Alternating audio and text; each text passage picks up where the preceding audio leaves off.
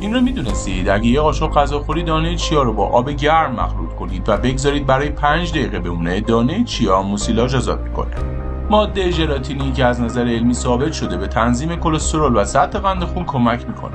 اما اگه اون رو درست مصرف نکنید، اون قطعا هم موثر نخواهد بود.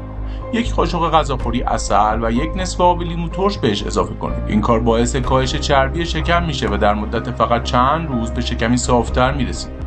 اما اینجا جایی هست که اوضاع حتی بهتر میشه. این نوشیدنی باعث بهبود گوارش شما میشه و از سیستم قلب و عروق شما محافظت میکنه. نحوه مصرف اون به این شکل هست که یک لیوان از این نوشیدنی رو هر روز قبل از اولین وعده غذایی خود بنوشید و این کار رو برای 14 روز انجام بدید و متوجه نتایج قابل توجهی خواهید شد که باعث میشه این روند رو ادامه بدید.